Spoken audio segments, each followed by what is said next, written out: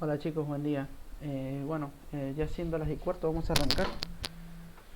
Somos pocos hoy, pero no importa. Vamos a, vamos a ver una nueva clase. O sea, en realidad no. El día de hoy vamos a ver vamos a hacer un pequeño repaso de las últimas 3 unidades. La idea es que hagan otra autoevaluación, eh, aunque todavía en la página no está subida. Así que por ahora solamente vamos a hacer el repaso y nada más. Bien.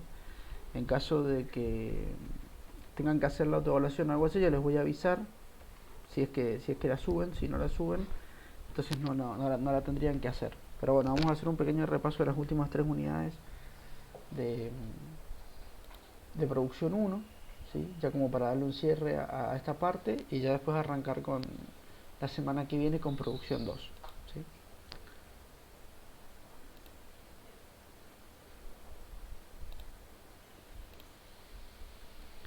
Así que bueno, desde el último repaso que hicimos, que el último repaso comprendía las unidades 5, 6, 7 y 8, empezamos luego la unidad número 9, la 10 y la 11. He elegido hacer el repaso ahora y no después porque la unidad número 9 es bastante larga, entonces es conveniente realizar un repaso ahora. Así ya después arrancamos con toda la parte de producción 2. Así que bueno, si tienen alguna pregunta, como siempre, me pueden consultar antes de que siga, digamos. Aún así les voy a ir preguntando si tienen dudas o no, pero me pueden preguntar cuando ustedes quieran. Aprovechen ya que es un repaso. Bien, la unidad número 9 estábamos hablando un poco de lo que era el bombeo mecánico, ¿sí? ¿Recuerdan? Habíamos visto un poco la eficiencia de todos los sistemas y el bombeo mecánico, si bien no era el más eficiente de todos, es el segundo más eficiente, ¿sí? De modo que es un sistema bastante utilizado, no solo por su eficiencia, sino también por su versatilidad. Ya vamos a ver que el sistema de bombeo mecánico tiene la particularidad de que funciona en un amplio rango de presiones, en un amplio rango de caudales, etcétera, etcétera, ¿sí? Es por eso que también es bastante utilizado. Bien, en cuanto a la configuración, recordemos básicamente el sistema de bombeo mecánico está compuesto por dos sistemas. Una instalación de superficie, ¿sí? Que es la instalación que permite convertir la energía eléctrica o energía de combustión en movimiento, ¿sí? Y ese movimiento es el que yo voy a transmitir a través de las varillas de bombeo hacia el fondo del pozo, ¿sí? Eh, Dentro del fondo del pozo entonces tendríamos la instalación de fondo, que básicamente está compuesta por una bomba, como habíamos mencionado, obviamente la sarta de tubing y demás, y la sarta de varillas que está unida al pistón de la bomba. Del equipo de superficie, de la instalación de superficie, nosotros tenemos básicamente dos clases geométricas, digamos. La clase 1, que tiene su apoyo en la parte central, mientras que la clase 3 tiene el apoyo en la parte trasera, ¿sí? Esto no es casualidad, digamos, que existan dos tipos de geometrías. Es porque cada una de estas geometrías presenta comportamientos distintos frente a las distintas cargas y fuerzas aplicadas, haciendo que la clase 3, que sería la que tiene el apoyo en la parte trasera, tenga un mejor funcionamiento, ¿sí? Es decir, frente a una misma carga, tiene un mejor aplique o una mejor distribución de las fuerzas, las aceleraciones y todo tipo de movimientos, ¿sí? Como les dije en la clase en su momento, no vamos a entrar mucho en detalles respecto de esto porque es entrar en un tema un poco complejo de física. Entonces ustedes sepan que el sistema clase 3, que es el que corresponde al Mark II, es el sistema dentro de los A y B más eficiente, ¿sí? Como les decía entonces, este es un equipo convencional, fijémonos. Tiene la particularidad de que tiene su apoyo en la parte central de la viga, ¿bien? La carga en uno de los extremos y la fuerza en el otro extremo. Mientras que el equipo Mark II, ¿sí? Que es el que responde a la geometría clase 3, tiene el apoyo en la parte central, en la parte final de la viga, perdón, parte final, y tanto la carga como la fuerza están aplicadas en el otro extremo que resta. Esto hace, repito, que el sistema Mark II sea más eficiente dentro de los A y B. ¿Bien? El A y B es el sistema de superficie más eficiente del bombeo mecánico. No, realmente no. El mejor es el sistema Rotaflex, que es el que están viendo acá. ¿Sí? El sistema Rotaflex ya no se considera un A y B porque no es un aparato individual de bombeo, sino que es un sistema Rotaflex, como su nombre lo indica. Este sistema consiste en una columna, bien, que posee una cadena en su parte interna, y esta cadena está unida a un carro inversor con un contrapeso. Entonces, a medida que el carro inversor sube, los contrapesos suben; cuando el carro inversor baja, los contrapesos bajan, ¿sí? Esto hace que, si yo a los contrapesos le coloco una cinta, como ven en este dibujo, que a través de un tambor en la parte superior se comunica luego con el vástago y las varillas de bombeo, ¿sí?, hace que el sistema produzca. ¿Qué ventajas tiene el equipo Rotaflex? Ocupa un motor más chico, lo que significa que tiene un consumo de energía menor, ¿sí? No solamente eso, sino que también tiene un reductor más chico, porque su motor es más chico. Eso hace que, bueno, se mueva a velocidades menores que el sistema A y B, pero que también produzca más, básicamente por la carrera, es decir, por la altura del equipo. Es decir, el pistón en el fondo va a subir y va a bajar hasta los puntos muertos superior y punto muerto inferior, como se ve también ahí en la figura del equipo de Rotaflex. Eso hace que tengamos un mayor caudal de producción porque el volumen desplazado es mayor, ¿sí? Es decir, tenemos bombas más grandes con los equipos Rotaflex. Por eso tampoco es necesario hacerlos funcionar a velocidades muy altas, ¿sí?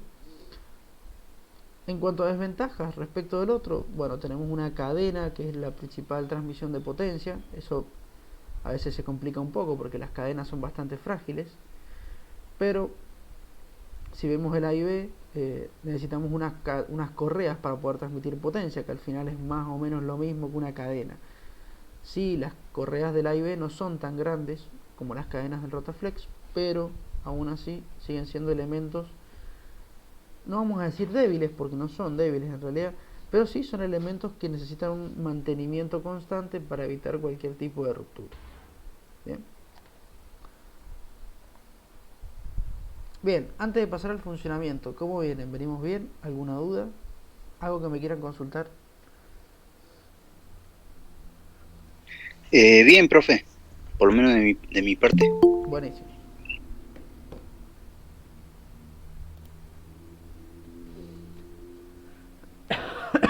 Bien, en cuanto al funcionamiento del sistema de superficie, recordemos, solamente vimos el sistema A y B. El sistema Rotaflex es similar, si no tiene grandes complicaciones, pero como el A y B es el más utilizado de todos, decidimos ahondar solamente en el sistema de superficie del equipo A y B. En cuanto al equipo, recordemos, está alimentado por un motor eléctrico, ¿sí? Por lo general, puede ser también un motor a combustión. Son motores relativamente chicos, de no mucha potencia, y que transmiten su potencia hacia lo que sería el reductor, que lo habíamos comparado con una caja de cambios, ya lo vamos a ver, mediante una serie de correas. Por lo general las correas son trapezoidales, como las que ven allí. Si son trapezoidales dentadas, mejor. Las correas trapezoidales se caracterizan por tener una muy buena transmisión de potencia, básicamente debido a su sección transversal de trapecio. Eso las hace más eficientes.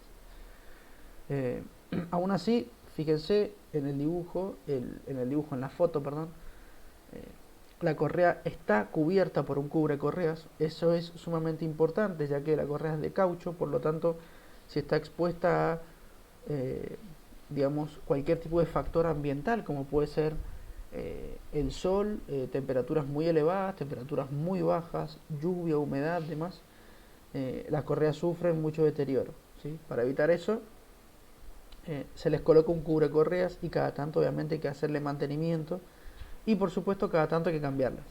¿Por qué? Bueno, porque a pesar de que yo la cuide, el, la correa trapezoidal, como todos los elementos de caucho, digamos, tiene un estiramiento natural, ¿sí? Un estiramiento que se llama un estiramiento plástico, es decir, la correa se estira, excede su límite elástico y ya no funciona más como un elástico, sino que ha adquirido una pequeña deformación. Eso obviamente afecta la transmisión de potencia. Entonces cada tanto sí o sí hay que cambiarla, no queda otra. En cuanto al reductor de potencia, que es el elemento que recibe la potencia del motor mediante las correas, está compuesto por un eje lento, un eje rápido, ¿sí? Y dentro una serie de engranajes. Estos engranajes, según los tamaños que poseen, va a ser la conversión de velocidad que nosotros tengamos. Se llama reductor porque justamente lo que hace es reducirme la velocidad del motor. Es decir, el motor transmite, supongamos, 30 vueltas por minuto. Ese motor se comunica con el eje rápido del reductor mediante una correa, ¿sí? El eje rápido va a dar 30 vueltas por minuto, todo ese movimiento ingresa al reductor, empieza a actuar en los engranajes y como los engranajes tienen distinto tamaño, pasamos a reducir la velocidad del mismo, de forma tal que en los casos de los equipos A y B tenemos una conversión o una reducción 30:1. ¿Qué significa esto? Que cuando nosotros tenemos 30 vueltas que ingresan al reductor, del reductor sale una vuelta nada más. ¿Bien? Eso significa una reducción considerable en la velocidad. Esto es importante ya que los equipos A y B no requieren mucha velocidad, sino que requieren mucha potencia para poder levantar los contrapesos y todo el fluido del fondo del pozo. El reductor hace esto. No solo me reduce la velocidad, sino que yo al reducir la velocidad, toda esa energía que me sobra se convierte en potencia para poder levantar los contrapesos. Esto es lo que siempre, o sea, lo comparamos en la última clase con una caja de velocidades o con una caja de cambios de un auto, ¿sí? Funciona igual. ¿Por qué el auto no puede arrancar en quinta? Bueno, porque la combinación de engranajes que posee la caja está diseñada para que transmita altas velocidades, no altas potencias. Bien, entonces por eso el auto siempre tiene que arrancar en primera, máximo segunda, ¿sí? Así como casos muy especiales. ¿Por qué? Porque en esa velocidad, o sea, en esa posición de la caja, los engranajes están diseñados para transmitir baja velocidad pero alta potencia. ¿Bien? Una vez que, que la velocidad era convertida en el reductor, toda esa velocidad y potencia, por supuesto, salen por el eje lento. El eje lento está conectado al conjunto manivela-biela, que es esto que ven allí que está en la imagen, ¿sí? La manivela va a ser el elemento que va a girar, mientras que la biela, al conectarse a la manivela y luego a una viga balancín, transforma este movimiento de rotación en un movimiento alternante vertical, ¿sí? ¿Qué significa esto? Que hemos pasado de convertir un movimiento de rotación, como dije, en un movimiento longitudinal, un movimiento alternante, longitudinal y vertical, es decir, que sube y baja.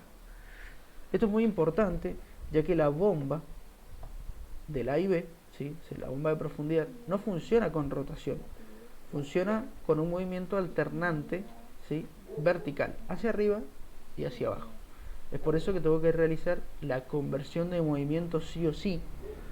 Si no la realizo, toda esa conversión de velocidades y transmisión de potencia y demás no me sirve. El elemento diseñado para poder convertir un movimiento de rotación en un movimiento alternante vertical es el conjunto biela-manivela o manivela-biela, como le quieran llamar, ¿sí? Esto también se encuentra en el motor de un automóvil. ¿En dónde? Básicamente en toda la parte de la combustión, es decir, la parte donde nosotros tenemos los pistones y los cilindros, ¿sí?, que se conectan a un cigüeñal. Solamente que en este caso la conversión es al revés. Yo paso de un movimiento alternante vertical a un movimiento de rotación, que después es transmitido por el cigüeñal. ¿Bien? Es así de simple. Eso es un conjunto también biela-manivela. La manivela se encuentra en el cigüeñal, mientras que la biela se encuentra en sería el vástago del pistón del motor. Esto es igual. Bien, como dije, la biela se conecta con la parte trasera de la viga balancín. La viga balancín es obviamente la viga que nosotros tenemos por encima. Se llama balancín porque se balancea respecto del punto de apoyo. Bueno, esto que te ven acá atrás, ¿sí?, es lo que se conoce como ecualizador. La idea es que fíjense que no tenemos una sola viga balancín, perdón, que no tenemos un solo conjunto biela-manivela, sino que tenemos dos, uno de cada lado. Esto hace que el movimiento sea más parejo y por eso se utiliza un ecualizador. ¿Bien? La idea de esto es que, en el caso de esto, que es un sistema clase 1, sistema convencional de A y B, fijémonos que cuando la biela sube, ¿sí?, como el punto de apoyo está en el medio, la viga balancín va a bajar en el otro extremo, ¿sí? Y en el otro extremo se coloca la cabeza de mula junto con el estrobo, que son los elementos que me permiten a mí conectarme con toda la sarta que yo tengo por debajo, la sarta de varillas, ¿sí? La cabeza de mula tiene una forma redondeada porque de esa manera evita que el estrobo sufra mucho daño, ¿sí? El estrobo se recuesta todo el tiempo sobre la cabeza de mula, entonces es importante que esté redondeado para evitar cualquier tipo de daño, cualquier tipo de piquete, cualquier tipo de fractura en el estrobo, porque si a mí se me rompe el estrobo, automáticamente la bomba sufre un golpe muy fuerte en la parte de abajo, digamos en la parte inferior, porque termina cayendo y eso puede producir muchos problemas. Entonces, para evitar esto es importante tener mantenimiento bastante constante del estrobo, de la cabeza de mula y demás, ¿sí? Bien, y ya por último, si no me equivoco, la cruceta colgadora, ¿sí?, que es el elemento que conecta el estrobo con el vástago pulido, y este vástago pulido es el elemento que luego se conecta con las varillas de bombeo y me ayudan a producir, por supuesto. El vástago pulido es un caño macizo que sí o sí tiene que estar pulido. ¿Qué significa pulido? Es decir, tiene que tener una superficie completamente lisa. Puede ser, como dije, acero pulido, puede ser acero al cromo, puede ser acero cromado, bien, acero inoxidable. La idea es que sea un acero que presente una superficie completamente lisa. ¿Por qué? Bueno, porque en la boca de pozo, el puente normalizado de producción, que eso lo vamos a ver en producción 2, presenta un selle hermético entre la varilla y el tubing. Esto provoca que digamos pueda escapar petróleo por esa zona. Entonces, para evitar que escape petróleo por esa zona, es importante hermetizar bien el sistema. Pero si coloco un caño común que me roce constantemente una goma que me permite empaquetar el sistema, estoy en un gran problema porque esa goma se va a terminar desgastando si el acero o el metal que he colocado está oxidado o presenta una superficie muy rugosa. Para evitar eso, sí o sí tengo que colocar algo que esté pulido, algo que presente una superficie lisa. Bien. Además, el vástago pulido permite colocar los espaciadores, ¿sí? Fíjense, a ver si lo podemos agrandar y se ve mejor. Perdón. Fíjense, esto que ven por arriba, desde acá hasta acá, son espaciadores. Los espaciadores son pequeños caños, ¿sí?, que se colocan en la parte trasera del del vástago pulido para de esa manera evitar los golpes de bomba. ¿Sí? Esto lo vamos a ver más adelante, ya lo vimos en realidad. En la parte de dinamometría era uno de los problemas, el golpe de bomba. ¿Sí? Para evitarlo se colocan los espaciadores. Es allí donde se colocan. ¿Sí? Puedo colocarlos, puedo quitarlos después, etcétera, etcétera. ¿Sí? Bien, y eso era más o menos el resumen de cómo funcionaba el sistema de superficie. No sé si tienen alguna duda antes de seguir, algo que quieran consultarme. Profe, tengo entendido que lleva una pantalla de LCD que eso mediría las émbolas por minuto o los golpes por minuto. Bien, que yo sepa, la mayoría de los equipos que he estado en campo, básicamente no tiene ninguna pantalla que pueda medir las emboladas por minuto o golpes por minuto. ¿Sí? Por lo general los golpes por minuto se miden de ojo. ¿Sí? Se agarra un reloj o un cronómetro y se mide un minuto y se cuenta la cantidad de emboladas, es decir, subidas y bajadas que tiene la bomba o el equipo. ¿Sí? Una vez completado el minuto, se ve cuántas emboladas tiene. Tiene un máximo y un mínimo de emboladas disponibles. 12 y 4 creo, según los equipos en realidad, pero eso se realiza a ojo. Eh, ¿Por qué digo que se realiza a ojo? Porque es casi necesario realizar o colocar un medidor de emboladas, ¿se entiende? Es un poco complejo. Por lo general, lo que sí hay es pantallas y demás, pero en los equipos de electrosumergible, por lo general. ¿Por qué? Porque el electrosumergible ya tengo que comparar la cantidad de amperes que consume, ahí sí tengo que ver cuántas vueltas por minuto da, que es un poco más complejo porque está en el fondo, yo no hay manera de que lo registre en superficie.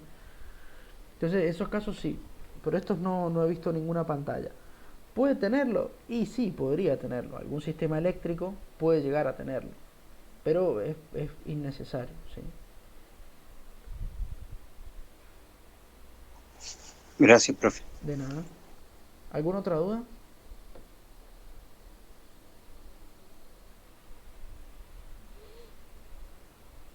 Bien, seguimos entonces. Habíamos visto algunas consideraciones a tener en cuenta. Primero que nada, el freno. El freno está unido al eje rápido del reductor. ¿Sí? Eh, el freno solamente se acciona una vez que el motor está apagado. No se puede accionar con el motor encendido. ¿Sí? La idea es apagar el motor y accionar el freno para poder detener de forma rápida el sistema. ¿Sí? Una vez que se está accionando el freno, debe tenerse cuidado con los contrapesos y nunca debe ponerse ningún operario ni ninguna persona cerca de los contrapesos cuando el sistema está frenado, porque por lo general los contrapesos suelen pararse en la parte superior. ¿Sí? Cuando yo freno un equipo A y B, siempre es importante que el contrapeso quede levantado, ¿sí? Hacia 90 grados o un poquito más. ¿Sí?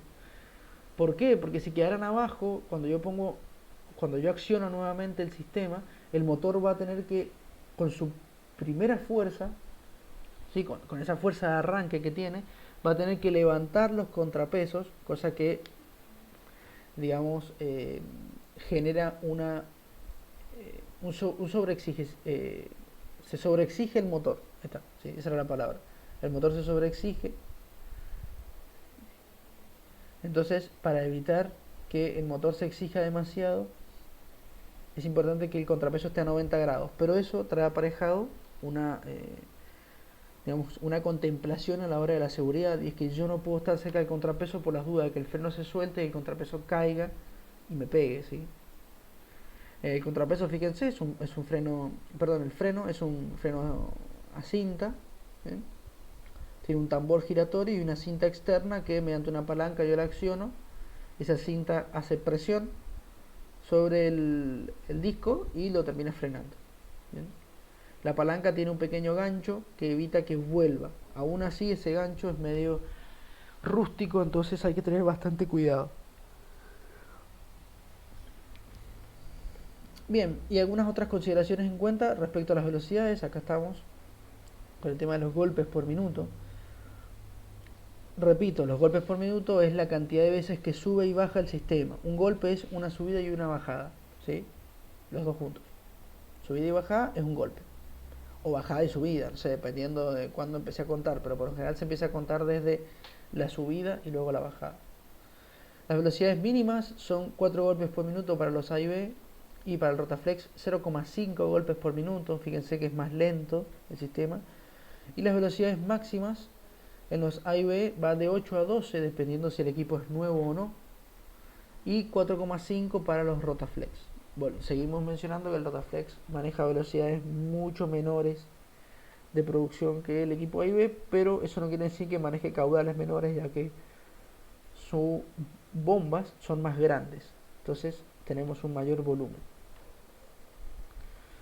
Al tema de la nomenclatura del sistema de superficie, es decir, el nombre, la letra simboliza el tipo de equipo, los 3 números siguientes simboliza la capacidad del reductor en miles de libras por pulgada cuadrada, ¿sí? Es decir, PSI.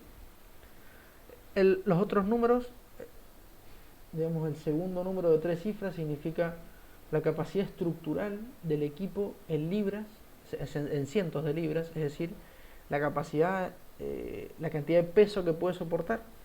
Y por último, los últimos números representan la carrera máxima del equipo en pulgadas, ¿sí?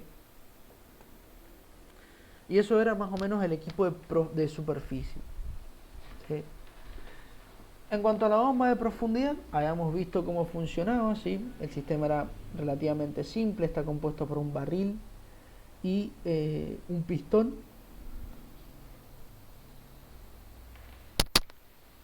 Y cada uno de estos elementos presenta una válvula, ¿sí? El pistón presenta la válvula viajera, mientras que el barril presenta la válvula de pie, ¿sí? Estas válvulas también se pueden llamar, la válvula viajera se puede llamar válvula móvil y la válvula de pie se puede llamar válvula fija, ¿sí? Que se llame válvula fija no significa que va a estar fija y no se va a abrir nunca, sino que la válvula en realidad no se mueve, el asiento de la válvula. Mientras que la válvula viajera, su asiento sí se mueve todo el tiempo, porque está ligada al pistón, ¿sí? ¿Cómo funcionaba esto? Era relativamente simple, consistía en la carrera ascendente. La válvula viajera se cierra ya que por encima de ella tiene fluido, entonces al hacerle peso se cierra.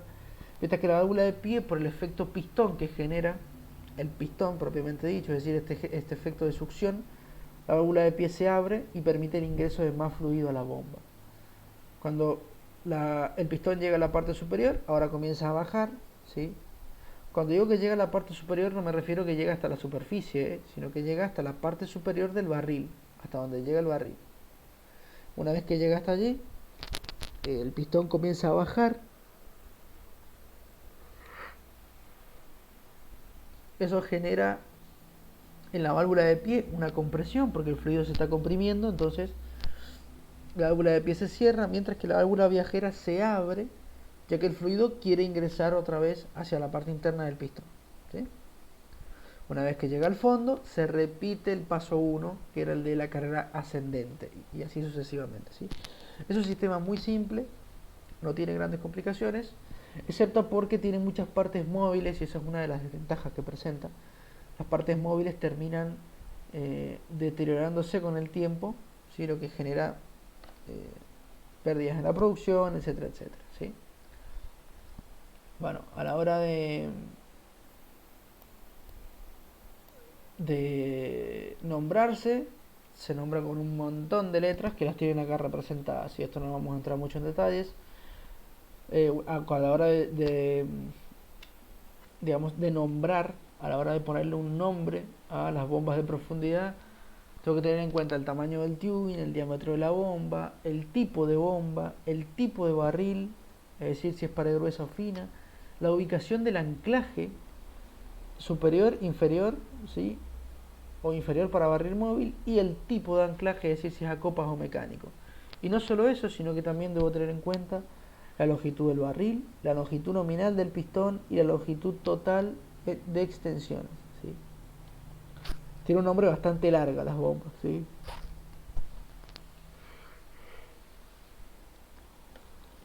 Bien, ¿alguna duda hasta acá? ¿Algo que quieran consultarme?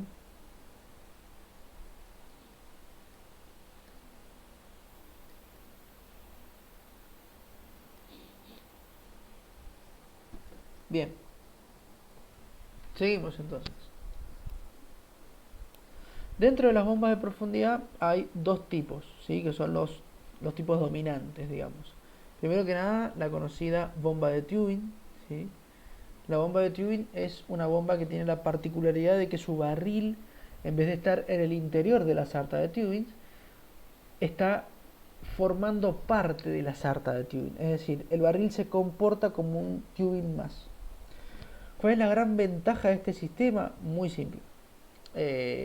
La gran ventaja que tiene es que permite producir mayor volumen de fluido, ya que el tubing, o sea, ya que el barril de la bomba es un poco más ancho, entonces eso trae aparejado un volumen mayor de petróleo en su parte interna. ¿Cuál es la desventaja? Bueno, alguna de las desventajas es que en caso de que el barril sufra algún desperfecto, tengo que sí o sí retirar toda la sarta de tubing para poder extraer el barril de la bomba, ¿sí? ¿Qué pasa si tuviese algún problema con las válvulas? Eso ya sí no tiene mucho inconveniente, porque la válvula fija del sistema está instalada mediante un niple asiento que suele ser a copas o mecánico, ¿sí? Cualquiera de los dos. Pero eso permite extraer la válvula fácilmente en caso de repararla. Pero en caso de que el barril sufra algún desperfecto, sí o sí tengo que retirar toda la sarta de tubing para sacar la bomba. ¿Qué pasa en cambio si tengo una bomba insertable? Bueno, la bomba insertable tiene la particularidad de que su barril va insertado, es decir, su barril va en el interior de los tubings. Toda su bomba, tanto barril como pistón y demás, van anclados en el interior de la bomba mediante un niple asiento que puede ser mecánico o a copas, si ahora vamos a ver. ¿Cuál es la gran ventaja que posee? Bueno, que es mucho más fácil de retirar a la hora de hacerle mantenimiento al barril, por ejemplo. ¿Cuál es la desventaja que presenta? Bueno, la principal desventaja es que su caudal de producción se ve afectado porque tenemos un volumen interior en la bomba menor, entonces, respecto de la bomba de tubing. Eso provoca obviamente que su volumen se vea disminuido, entonces su caudal se va a ver disminuido también. ¿Cuál es otra de las grandes desventajas que posee? Que frente a los sólidos y demás, la bomba no funciona muy bien, ya que termina atascando, ¿sí?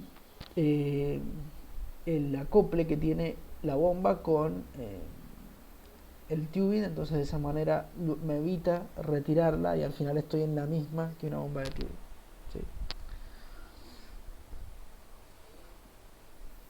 Bien, estos son los tipos de niple para poder introducir la bomba dentro de un tubing y dejarla fija, o bien para poder introducir una válvula, la válvula fija que habíamos mencionado, o válvula de pie, en el barril y también dejarla fija.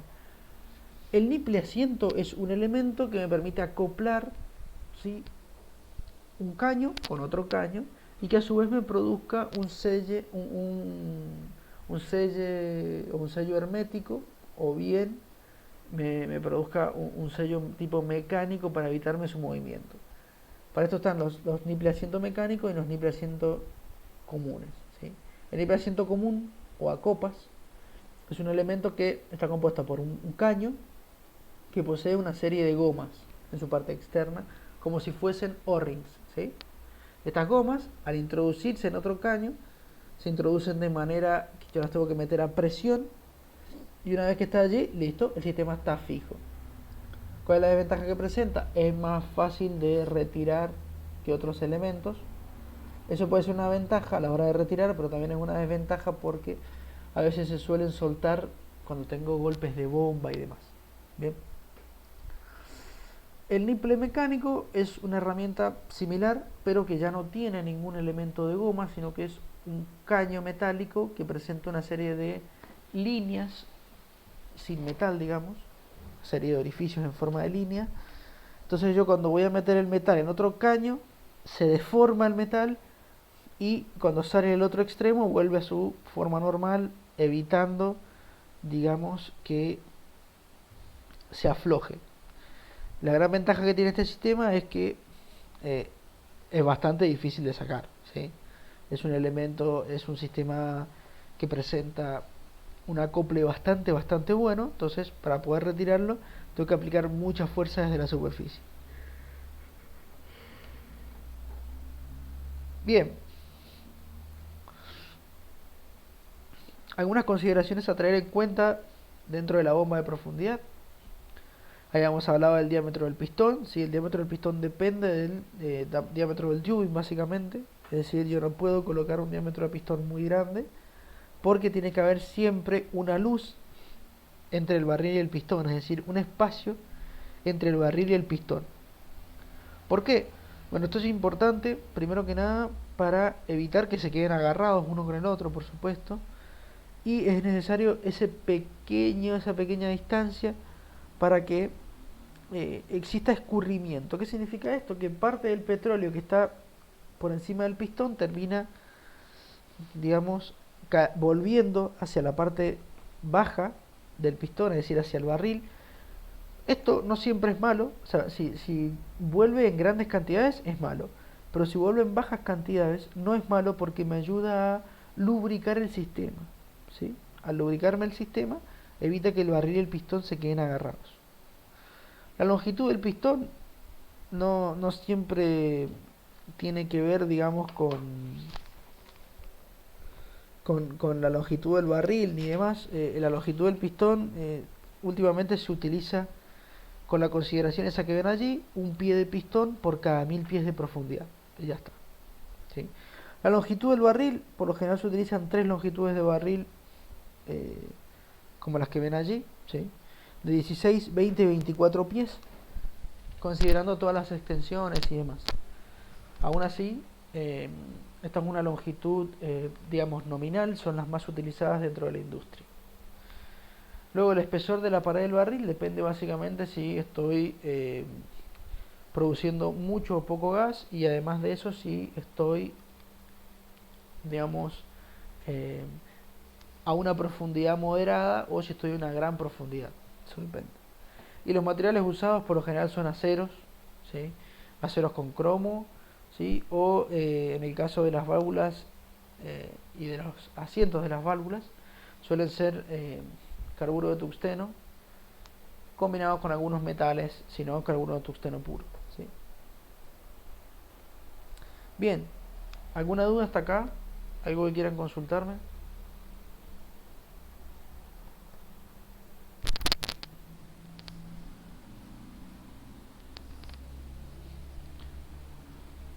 No, profe. ¿Se me está escuchando bien?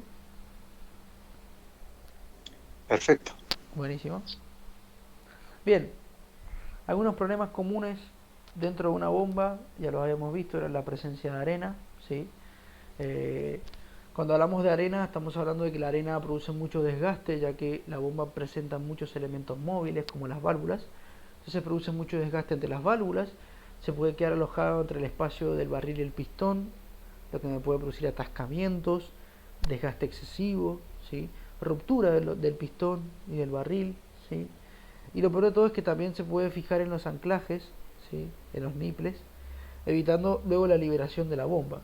Entonces la arena es algo que en cierta manera molesta durante la producción. ¿Cómo evito esto? Fácil, coloco un filtro y ya está.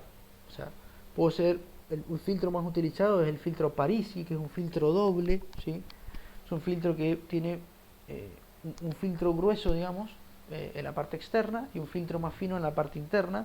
Entonces de esa manera evito que ingrese la mayor cantidad de fluido, la mayor cantidad de arena, perdón, de fluido no, porque si no sería un desastre.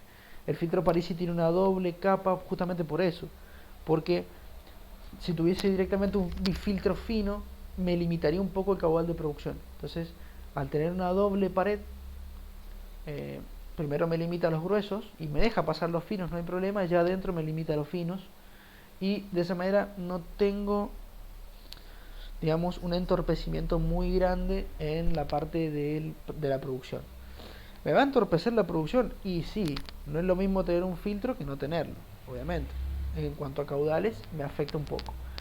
pero yo prefiero que me afecte un poco el caudal y que no me llene la bomba de arena y me la termine destruyendo totalmente. ¿Estos filtros funcionan siempre bien? No. En algunos casos que tengo incrustaciones y parafinas, los filtros se suelen tapar, entonces ya no es tan bueno el filtro como uno pensaría, ¿sí? ¿Qué es una incrustación? Bueno, eso que ven allí es una incrustación. No solo me afecta a los filtros, las incrustaciones, ¿sí? Ya sean incrustaciones de carbonatos o parafinas. Las parafinas es una especie de cera de vela, ¿sí? ¿Vieron la cera de las velas? Es similar, pero que viene junto con el petróleo, ¿sí? Es un derivado del petróleo. Y los carbonatos, para que se den una idea, los carbonatos de calcio son los más comunes y son los que nosotros conocemos como sarro. ¿Bien? El sarro que nosotros tenemos en el fondo de una tetera, de una pava, lo que ustedes quieran, eh, eso es sarro, eso es carbonato de calcio. ¿Bien? Es un depósito que se produce cuando el fluido aumenta de temperatura o aumenta de presión, ¿sí? Entonces se termina depositando.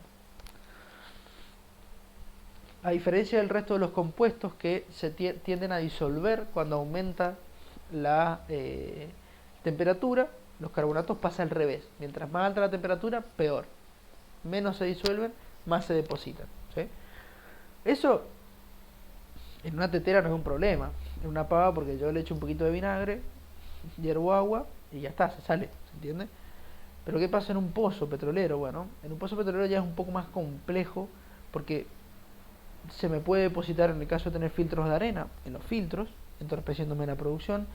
Y en caso de no tener filtros, se me puede depositar en los asientos de las válvulas, se me puede depositar, perdón, entre el pistón y el barril, se me puede depositar en un montón de lados, inclusive en la parte del tubing, limitándome también el caudal de producción porque me limita el diámetro, ¿sí? Entonces, ¿yo quiero que se me deposite? No, no quiero que se me deposite. ¿Cuál es la solución? Tengo que inyectar vinagres. Tengo que inyectar algunos ácidos, ¿sí? Dije vinagre porque el vinagre tiene ácido acético, que es un ácido que me permite disolver los carbonatos, ¿bien? Puedo inyectarle ácido acético, ¿sí? No voy a comprar vinagre para meter en un pozo petrolero, ¿sí? Pero se puede comprar el ácido acético industrial, ¿sí? Una opción es esa, es ácido acético. Otra opción es muchos químicos, ¿sí? Hay un montón de químicos que me permiten disolver todos estos incrustaciones, ¿sí? Es importante disolverlas. Si tengo elevada incrustación en un pozo, es importante inyectarle químicos para disolverlo, porque si no me limita un montón la producción. La presencia de gas también es un problema, ¿sí? Si bien cuando yo tengo bajo contenido de gas no hay problema porque suele venir disuelto, es decir, viene mezclado con el líquido y no pasa nada, pero cuando yo empiezo a tener valores un poco más elevados de gas, suele presentarse uno que otro, digamos, problema en la parte de la producción, ¿sí? En un sistema A y B, estamos hablando siempre de bombeo mecánico.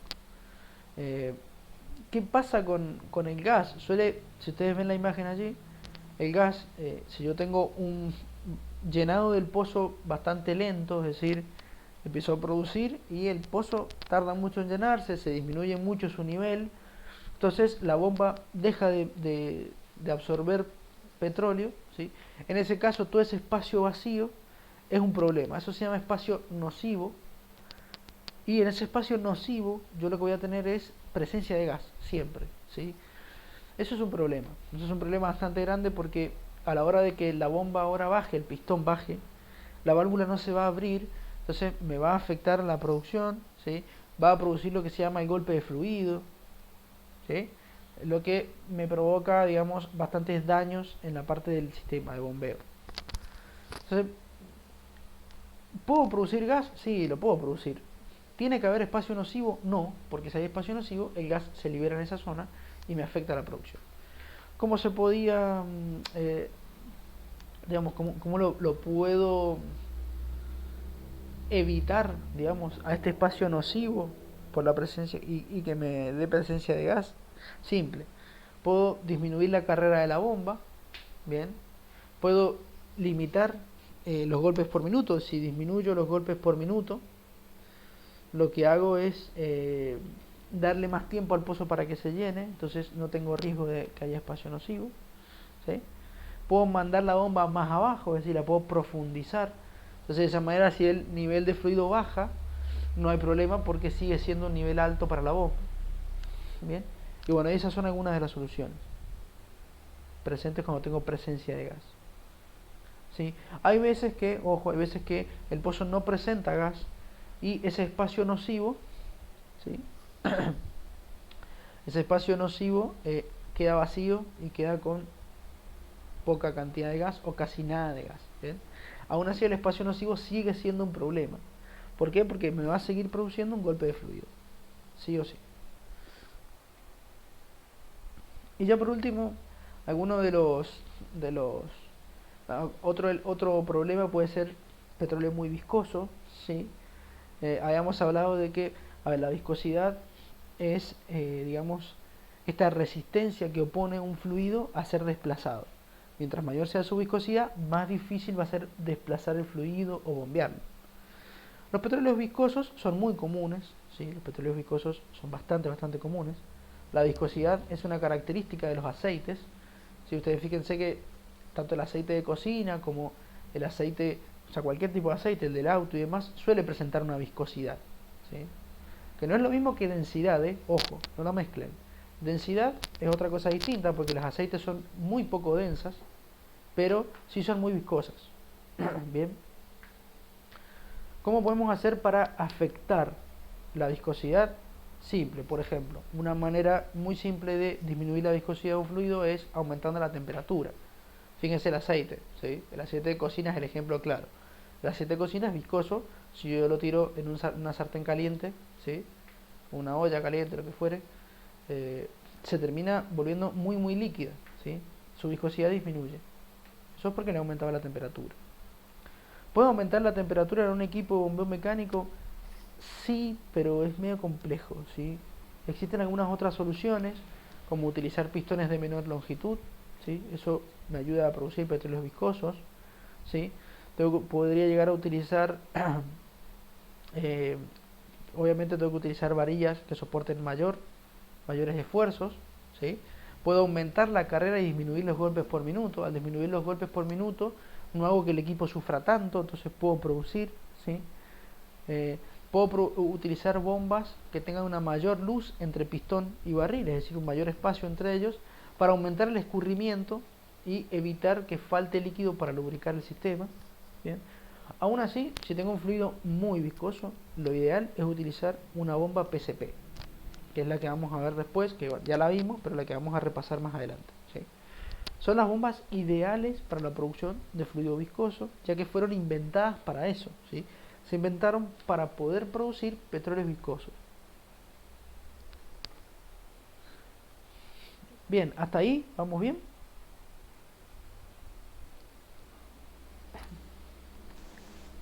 Sí, profe.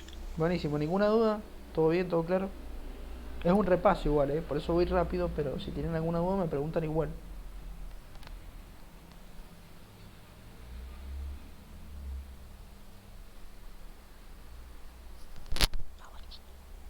Todo bien por mi parte.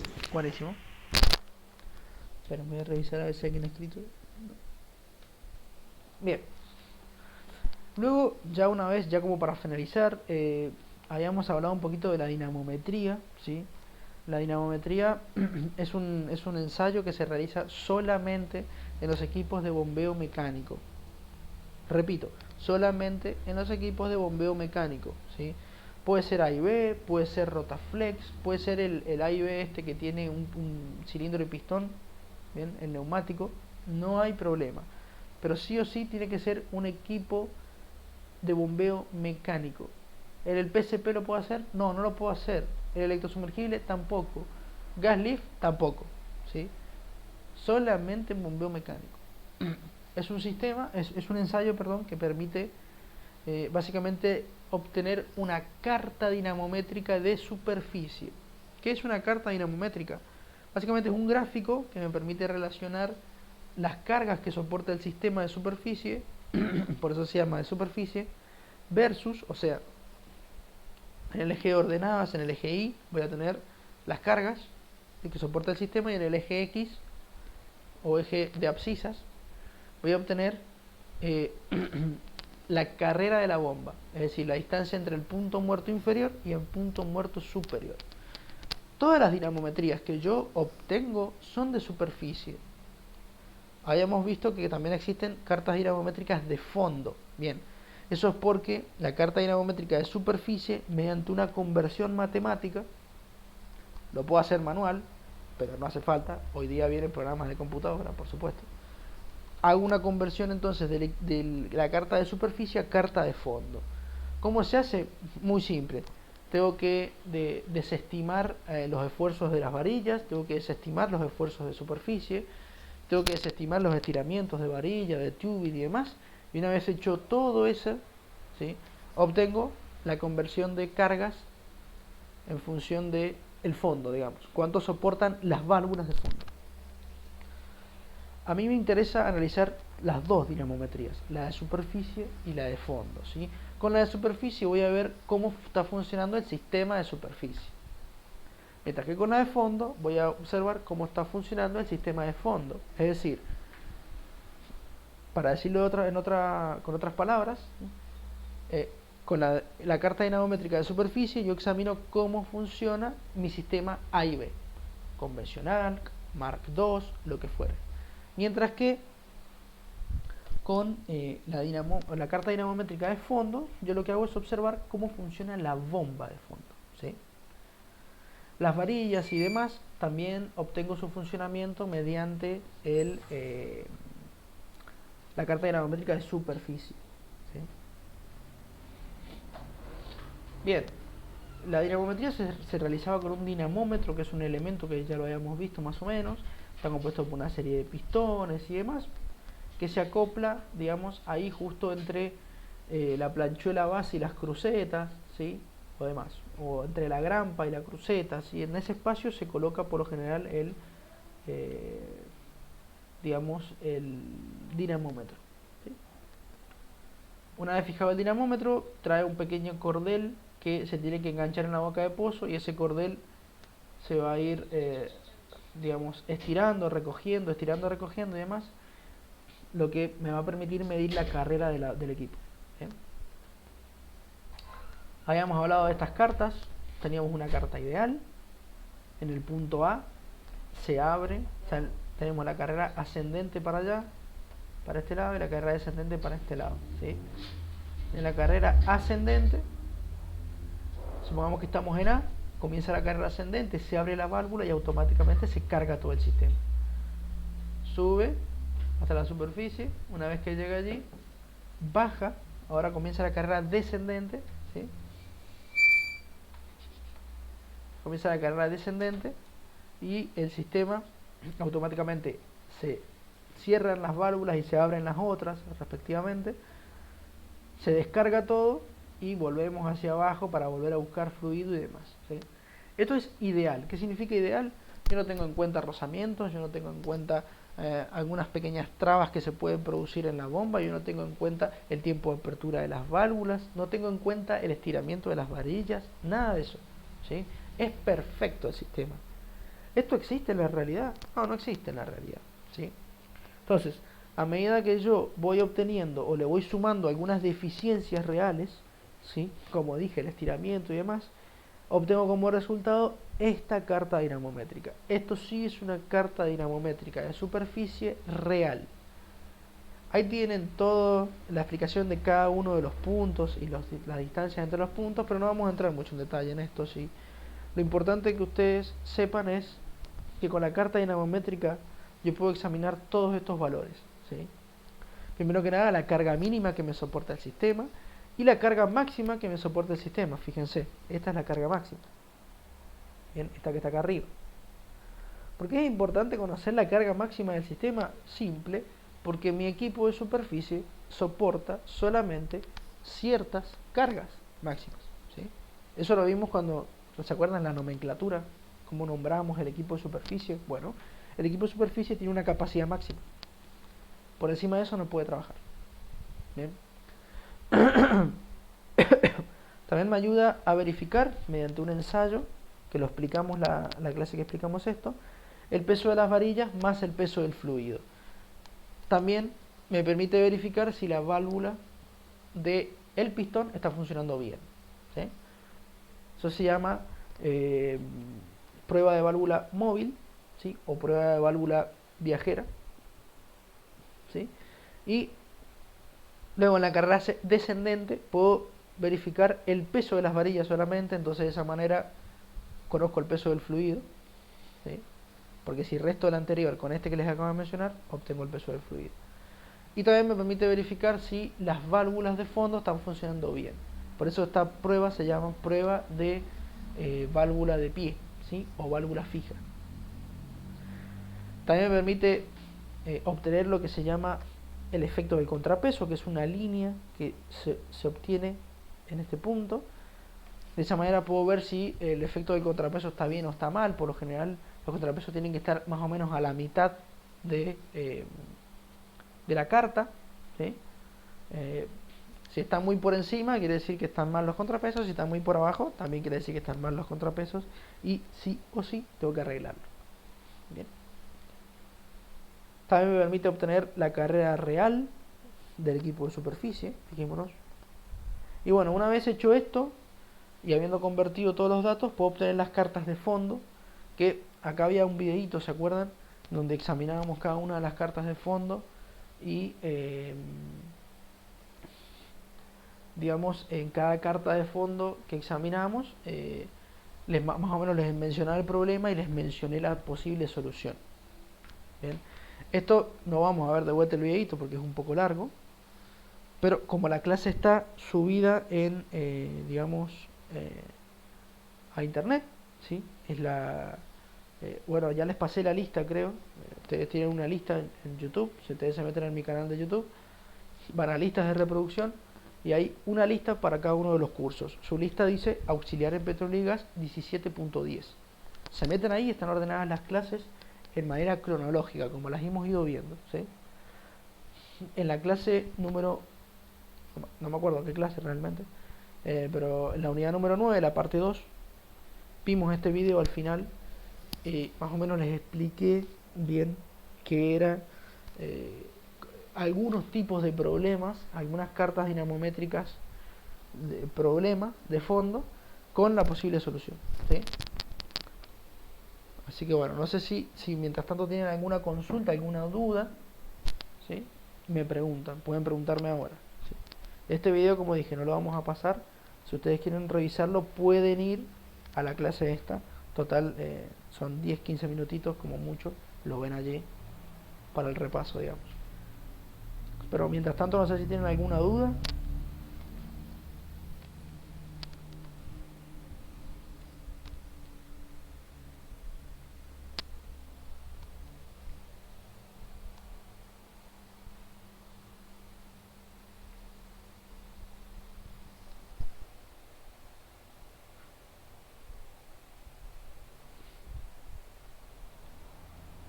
Nada, entonces.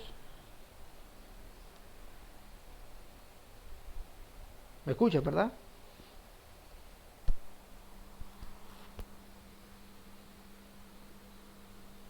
Sí, profe, ninguna duda. Buenísimo.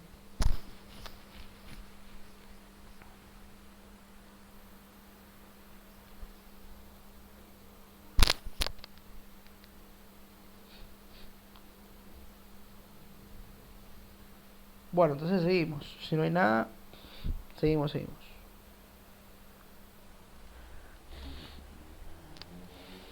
Bien, en la unidad número 10 vimos la parte de bombeo electrosumergible, ¿sí? Este sistema no es tampoco un sistema muy eficiente, ¿sí? No es un sistema que tenga una eficiencia muy grande, ¿sí? ¿Qué significa eficiencia? Creo que ya se los he explicado, pero se los voy a recordar. Cuando yo hablo de eficiencia, estoy hablando de que, supongamos, para una misma cantidad de energía que yo le entrego a un sistema, el más eficiente me va a entregar más producción que otro menos eficiente, ¿sí? siempre hablando de la misma cantidad de energía entregada. Pero fíjense que, bueno, en el esquemita, creo que acá no está, pero en la próxima unidad sí está, del esquemita de las eficiencias, el sistema de surgencia natural no aparece porque no es un sistema artificial. Es decir, yo necesito entregar energía para que produzca. Produce solo. Así que es prácticamente 100% eficiente porque yo no entrego energía. ¿Bien? Cuando yo tengo que entregar energía, tengo que medir la eficiencia de un sistema. El sistema electrosumergible no es el más eficiente, estaría a la mitad. ¿Sí? ¿Por qué se utiliza? Bueno, porque es un sistema que últimamente está en auge. Se utilizaba en principio para los pozos de agua, ¿bien? Pero con el tiempo evolucionó y se empezó a utilizar para los pozos petroleros. ¿Sí? Es un sistema bastante fiable, bastante confiable de producción, que no es tan eficiente, pero que tiene buenos caudales de producción, produce muy bien cuando tengo mucho contenido de agua, eso, lo cual es bueno, ¿sí? Y también produce muy bien para los pozos que tienen baja viscosidad de fluido. Bien, entonces como decíamos, el bombeo electrosumergible se utiliza en los casos en donde los caudales de producción son muy altos. Bien, y también es recomendable utilizarlo cuando tengo elevada cantidad de agua en un pozo. Esto es así ya que mientras más agua tengo en un pozo, menos viscoso, perdón, es el fluido. Entonces me ayuda a producirlo más la bomba electrosumergible. Al igual que todos los tipos de sistemas, la bomba electrosumergible está compuesta por sistemas artificiales, digamos. Está compuesto por dos instalaciones, una instalación de superficie y una instalación de fondo. La instalación de superficie está compuesta por un transformador, un controlador, una caja de venteo y un cabezal, ¿sí? Más o menos este sería el esquemita. Bien, el transformador. No vamos a entrar mucho en detalles físicos respecto de lo que es un transformador, pero básicamente es un conjunto de bobinas de cobre que permiten convertir, mediante fenómenos de inducción electromagnética, permiten convertir la cantidad de corriente y la cantidad de voltaje, ¿sí?, que tiene una línea. Por ejemplo, en estos casos yo tengo, en el caso este de la imagen, de esta imagen, perdón, tengo una línea de 13.000 volts, ¿sí? 13,8 kilovolt, eso quiere decir 13.000 volts con un amperaje muy bajo. Entonces yo en la salida del transformador voy a tener 380 volts con un amperaje considerable, ¿sí? Los transformadores son similares a los transformadores, no sé si ustedes han visto en los barrios que por ahí hay transformadores en algunas cuadras. Bueno, es así de simple, ¿sí? Eso es un transformador. En estos casos son transformadores de 380 porque digamos, la bomba es trifásica 380, entonces sí o sí necesita un voltaje de 380. Bien. Seguido de el transformador tenemos el controlador, que es por donde pasan, básicamente es un tablero de control, se le llama controlador. Entonces allí llega la corriente y de allí sale la corriente necesaria y regulada y perfectamente digamos, estabilizada para la bomba. El controlador no solo, digamos, permite estabilizar estas tensiones y demás, sino que también me permite realizar mediciones de caudal, mediciones de presión, mediciones de cantidad de voltaje que está consumiendo el sistema, etcétera, etcétera, ¿sí? Cantidad de corriente, eso es importante porque la manera de controlar una bomba electrosumergible es controlando el consumo de corriente. ¿Bien? Si la bomba consume X cantidad de corriente, ¿sí?, está funcionando bien. Si consume otro valor que no es el que debería consumir, bueno, está consumiendo de más, ¿sí? Bien, y además obviamente el controlador presenta unos fusibles. ¿Para qué? Bueno, para en caso de haber algún tipo de sobrealimentación o algo por el estilo, se queman los fusibles y no se quema la bomba. Eso en todo circuito eléctrico son importantes los fusibles. Bueno, para el compañero que preguntó hace rato, fíjese, el electrosumergible sí tiene un panel LCD, ¿sí?, que me permite ver todo tipo de datos, ¿sí? Inclusive tiene también por lo general son paneles LCD táctiles, entonces yo puedo ir seleccionando qué es lo que quiero ver. Si quiero ver la carta amperométrica, que es una carta como la dinamométrica, ¿sí? Pero del electrosumergible. Me permite ver los consumos, los caudales, todo, ¿sí? En ese caso sí hay una, porque el electrosumergible es un sistema eléctrico, ¿sí? Y en función de los amperajes yo puedo mostrar un montón de cosas. A diferencia del bombeo mecánico, que bueno, es un poco más complejo. Caja de venteo. La caja de venteo es básicamente una caja que posee dos entradas, perdón, sí, una entrada y una salida en realidad, y tres terminales de conexión, tres nodos, que me permiten conectar el cable allí. La caja de venteo está diseñada, recordemos, porque el cable viene con un armazón, ¿sí? Viene con una carcasa metálica para brindarle un poco más de resistencia, ¿sí? Pero cuando yo produzco algunos cortes de gas, el gas suele meterse dentro del cable, dentro de esta malla metálica que lo cubre, y si esta malla metálica llega directamente hasta el controlador puede provocar un desastre, porque el controlador puede tener alguna chispa y demás, que en presencia de gas genera obviamente una atmósfera explosiva. Entonces, para evitar esto tenemos una caja de venteo en donde el cable llega a la caja con su armazón, pero para ingresar a la caja tiene que ingresar sin el armazón metálico. Entonces, en caso de que el armazón metálico lleve presencia de gas, se libera dentro de la caja sin ningún tipo de problema. ¿Bien? Y nada más.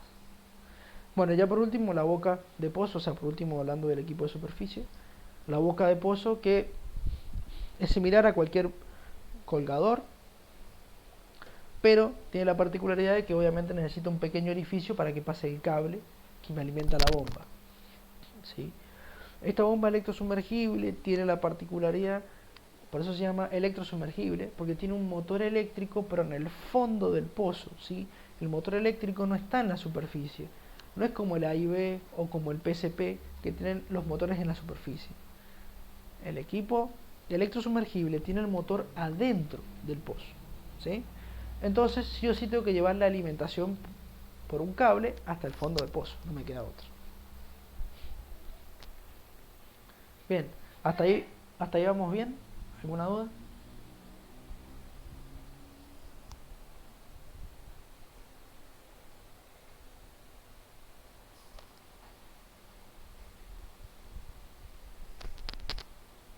Todo bien, profe. Buenísimo. Bien, ahora hablando un poquito de la instalación de fondo, tenemos básicamente, la hemos dividido en cuatro, ¿sí? La bomba multitapa y el cabezal de descarga, que básicamente funcionan juntos, la succión, la sección sellante y el motor, ¿sí? Básicamente la instalación de fondo está compuesto por eso, obviamente la sarta de tubing, y en el final del tubing se conecta la bomba. La bomba está compuesta por esto que dije, la bomba centrífuga multietapa, luego una succión o intake, luego la sección sellante o también llamado protector, y ya por último el motor de fondo, ¿sí? La bomba centrífuga multietapa está compuesta por distintas etapas, y cada etapa a su vez está compuesta por un impulsor y un difusor, ¿sí? El impulsor está ligado al eje y es el que va a rotar, mientras que el difusor está ligado al cuerpo de la bomba y es el que va a permanecer quieto, ¿sí? El conjunto de impulsor-difusor permite, cuando el impulsor gira, envía el fluido hacia las paredes del difusor, y el difusor, debido a la forma que tiene, convierte esa velocidad del fluido en presión, ¿sí? Esto lo explicamos bien cuando vimos el tema de bomba electrosumergible. Nos tomamos un buen tiempito para explicar esto, pero básicamente el conjunto impulsor-difusor permite convertir la velocidad del fluido, o sea, el impulsor aumenta la velocidad del fluido y el difusor convierte ese aumento de velocidad en presión, ¿sí? En fuerza, en lo que se llamaría energía potencial, ¿sí? Pero no vamos a entrar mucho en detalles. Es importante que recuerden que por cada etapa yo tengo un aumento de presión, ¿sí? Mi caudal no depende de la cantidad de etapas que tenga una bomba electrosumergible, ¿sí? la cantidad de etapas de una bomba electrosumergible solo me dice cuánta presión puede soportar el equipo, ¿sí? No cuánta presión soporta en realidad, sino con cuánta presión me entrega el fluido, ¿sí? Cuánta presión le da al fluido para que el fluido salga, ¿sí? Entonces, si yo les llego a hacer una pregunta, por ejemplo, yo tengo una bomba de 100 etapas, ¿cuánto caudal puedo producir con esa bomba? La respuesta es no tengo ni idea, ¿sí? Porque en realidad el caudal de producción de una bomba electrosumergible depende de la cantidad de vueltas que dé y del tamaño de la bomba, ¿sí? O sea, el tamaño en diámetro, no en largo, ¿sí? Las etapas solamente me producen aumentos de presión. Bueno, ya cuando vimos la parte del impulsor y el difusor, vimos que está compuesto por una serie de elementos, ¿sí? El pasaje del fluido se da a través del faldón, ¿sí? Y los faldones están divididos por unos pequeños álabes, ¿sí? Nada más. Así de simple es un impulsor. Y el difusor es igual, con la única diferencia de que tiene obviamente otra forma, ¿sí? El difusor es como la parte que recubre el impulsor, pero también tiene unos faldones y unos álabes, aunque siempre debe tener menor o mayor cantidad de álabes, no puede tener la misma cantidad, ¿sí? Si el impulsor tiene 5, el difusor va a tener 4 o 6. ¿Bien? ¿Por qué uno más o uno menos? Porque si tuviesen la misma cantidad, el sistema entra en lo que se llama vibración, ¿sí? Y produce una agitación en la bomba que me la termina destruyendo. Entonces, para evitar esto, digamos, es importante conocer esta relación que existe sí o sí entre impulsor y difusor. Dentro de los impulsores teníamos distintos tipos. El flujo radial, que me producía una conversión de 90 grados, o sea, un cambio de dirección de 90 grados del fluido. Eso provoca un mayor aumento de presión, ¿sí? Por supuesto, pero me limita un poco el caudal de producción, ¿sí? Básicamente por la cantidad de obstrucciones que tiene el fluido. Después teníamos el flujo mixto, que ya es un flujo que tiene una curva más suave, fijémonos, entonces no produce tanto aumento de presión. Bueno, y el Francis, que es una mezcla entre los dos. ¿Qué tipo de impulsor ocupo? Eso depende de si necesito un altísimo presión de producción, o bien si, digamos, necesito más que nada un mejor caudal que una alta presión, eso depende, ¿sí? Algunos problemas a tener en cuenta en los impulsores, los empujes, ¿sí? Como el impulsor está constantemente sometido a mucha presión, ¿sí? Por lo general tiene el fluido que lo choca desde abajo, lo que permite que se desplace hacia arriba, pero a su vez todos los impulsores junto con el eje tienen un peso propio, entonces hace que vayan hacia abajo, y también, como tengo mayor presión arriba que abajo, también hace que vaya hacia abajo. Eso me da como resultado un empuje que por lo general tiende a ir hacia abajo de los impulsores. Entonces, para poder evitar estos empujes, que no son buenos para nada, porque me producen muchos problemas en la bomba, para evitar estos empujes, lo que se hace es, por lo general, colocarle unos balances que se llaman hueco de balance, anillo de balance, etcétera, que me permite en cierta manera reducir un poco eso que nosotros conocemos como el empuje del impulsor, ¿sí? En caso de tener fluidos abrasivos, o sea, fluidos que me producen mucho desgaste en la bomba, sí, eso también es un problema para los impulsores, porque digamos, obviamente se terminan desgastando como cualquier elemento metálico. Entonces, para poder evitar estos fluidos abrasivos, lo único que me queda por hacer es inyectar algún tipo de químico que me los limite, ¿sí? O algún filtro, si es arena, puedo colocar algún filtro para que no me desgaste los impulsores ni los difusores tampoco. Y en el caso de tener presencia de gas también es un problema, eso ya lo vimos, pero lo vamos a repasar más adelante. La presencia de gas puede taponarme totalmente la bomba electrosumergible, ¿sí? Entonces, para evitar esto, se suele colocar en el intake un filtro de gas. Bueno, la forma en la que identificamos la bomba se identifica con una serie de letras y unos números. Las letras me van a dar el diámetro de la bomba, ¿sí? Y los números me van a dar la capacidad máxima de producción, es decir, el máximo caudal de producción que soporta la bomba. En cuanto a alturas de elevación y eso depende básicamente de cada etapa, ¿sí? Bien, antes de seguir, ¿alguna duda? ¿Algo que quieran consultarme?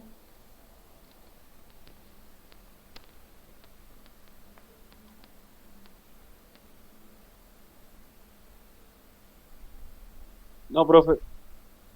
Buenísimo. Bien, dentro de los tipos de bombas hay por lo general dos tipos, ¿sí? La bomba flotante y la bomba de compresión. La bomba flotante tiene la particularidad de que si bien los impulsores están sujetos al eje de la bomba, no están completamente fijos, ¿sí? Es decir, no están soldados, ¿sí? Están sujetos por unos pequeños anillos que les brindan, digamos, cierta conexión, pero frente a los empujes de los impulsores, y cuando yo tengo empuje en el impulsor, el único perdón, el único que sufre el empuje es el impulsor, ¿sí? Y no el eje. Bien, esto tiene una serie de ventajas. Por ejemplo, se utilizan muy bien cuando tengo una cantidad considerable de abrasivos, es decir, de elementos que me producen mucho desgaste. Y también es importante resaltar que son más fáciles de armar que estas. Las bombas de compresión tienen los impulsores totalmente fijos al eje, es decir, están como si estuviesen soldados, ¿sí? Entonces, de esta manera, cualquier empuje o cualquier fuerza que sufra el impulsor también la va a sufrir el eje. Por lo tanto, si la sufre el eje, también la puede sufrir el motor. Entonces, para evitar que estos empujes lleguen hacia el motor, se coloca el protector, ¿sí? Que ya lo vamos a ver. Es un elemento que me permite absorber todos esos empujes axiales que se llaman, todos esos empujes que me dan los impulsores junto con el eje.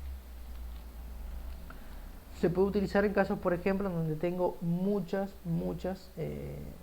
presencia de gas, ¿sí? Este sistema funciona muy bien.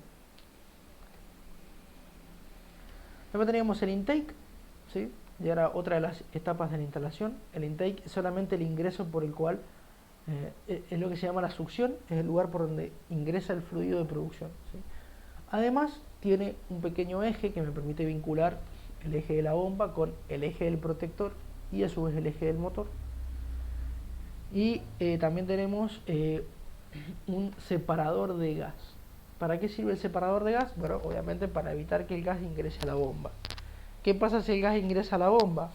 En primer lugar, empieza a liberarse en la zona de baja presión de los álabes, ¿sí? De lo que sería el impulsor, y luego de esto me termina bloqueando totalmente el impulsor. Que me bloquee el impulsor es algo malo, por supuesto, pero no tan malo, ¿sí? Que me bloquee el impulsor significa que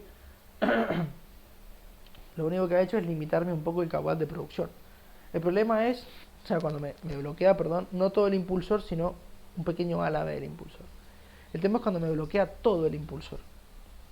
Cuando me bloquea todo el impulsor, yo ya no tengo pasaje de fluido. Al no tener pasaje de fluido, mi producción se va a cero, es decir, no produzco nada, pero la bomba sigue andando.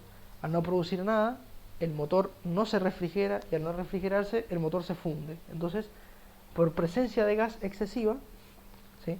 Se produce la quema, o sea, se produce la fundición del motor, se termina fundiendo, se quema totalmente. Entonces, para evitar esto, se coloca un separador de gas. No vamos a ver cómo está constituido un separador de gas, pero es un elemento que al ingresar gas a la bomba solamente deja pasar el líquido y el gas lo libera hacia la parte externa de la bomba, es decir, el espacio anular, la entrecolumna, ¿sí? Bien. Luego teníamos la sección que me permite conectar lo que sería el intake con el motor, y es lo que se conoce como el sello o protector. Fíjense, cumple un montón de funciones. Sella porque no deja que ingrese el fluido del pozo al motor, así que es un sello hermético. También protege porque me permite absorber todos los esfuerzos o empujes de los impulsores y el eje, ¿sí?, de la bomba. También es un ecualizador porque me permite equilibrar las presiones internas del motor con la presión externa. Si estas presiones estuviesen desequilibradas, el motor podría colapsar. Es decir, si la presión externa es más grande que la interna, se termina abollando todo el motor y se termina rompiendo, ¿sí? Y también permite vincular, porque tiene un eje que me vincula el eje del intake y de la bomba con el eje del motor. Así que permite transmitir la potencia. Dentro de los sellos, ¿sí?, tenemos dos tipos: el sello laberíntico, que ya explicamos cómo funcionaba, ¿sí?, que está compuesto por un pequeño laberinto con aceite. ¿Cuál es el gran problema de esto? Que en pozos que tienen una pequeña inclinación funcionan mal, ¿sí? Funcionan solamente bien en pozos completamente verticales. En función de esto, digamos, se diseñó otro sistema de sellos, que es un sello con bolsa elastomérica, o sea, tiene una bolsa de goma que se infla cuando ingresa al pozo, y eso me produce un sello hermético entre el motor y digamos la parte externa del pozo. Entonces de esa manera no se contamina el aceite del motor y ya está, muy simple. Y ya por último el motor es un motor eléctrico trifásico con jaula de ardilla, ¿sí? No vamos a entrar muchos detalles con esto. Si conocen los motores de jaula de ardilla, esto es igual, ¿sí? Está compuesto por un estator, ¿sí?, y un rotor de jaula de ardilla que se vincula con el eje del motor. Si yo le doy corriente trifásica, 380 trifásica, ¿sí?, el motor, mediante las bobinas eléctricas, especialmente las bobinas de cobre, induce un campo eléctrico hacia la jaula de ardilla, lo que lo hace rotar, y eso hace que rote el eje, y por supuesto si el eje rota, rotan los impulsores y la bomba empieza a producir. Como todo motor, está sumergido en aceite para, en primer lugar, lubricarlo, y en segundo lugar, para poder refrigerarlo. Además de esto, o sea, es importante resaltar que si bien el aceite lubrica y refrigera, no es el mejor refrigerante. Para poder refrigerar la bomba es importante colocar, o sea, es importante que en la parte externa de la bomba presente unos disipadores, que son es metal moldeado de cierta manera para que el fluido de producción pase por intermedio de ese metal y me refrigere el motor. Así que el motor, si bien está refrigerado por el aceite, como el aceite está estanca y no se mueve, va a llegar un momento en el que va a dejar de refrigerarlo, porque va a alcanzar su temperatura. Entonces, para evitar esto, se colocan estos disipadores por la parte externa, entonces el fluido pasa, y como el fluido de producción, si bien tiene alta temperatura, pasa a grandes velocidades, eso hace que me refrigere el sistema, ¿sí?, por un efecto físico propio de la velocidad. Me refrigera el sistema, y de esa manera yo refrigero el motor eléctrico mediante la producción. Por eso, si dejo de producir pero el motor sigue andando, que es lo que pasa cuando tengo presencia de gas, se termina fundiendo el motor porque su refrigeración es insuficiente, ¿sí?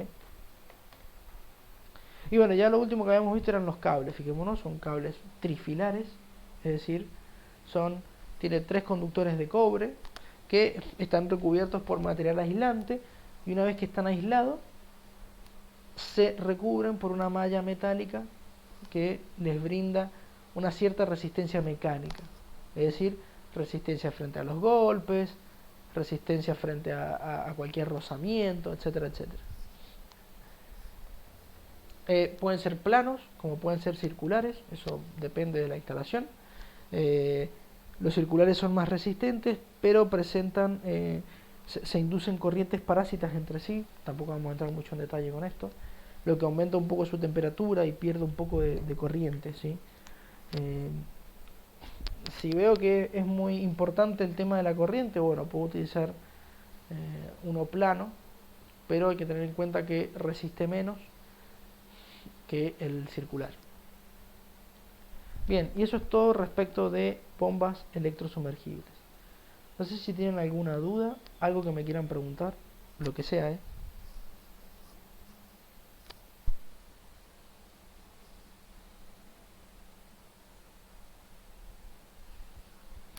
No, profe, todo bien.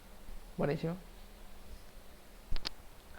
Bueno, ya por último, para ir cerrando, que esto ya es más, esta unidad ya es más cortita, así que ya con esto ya terminaríamos.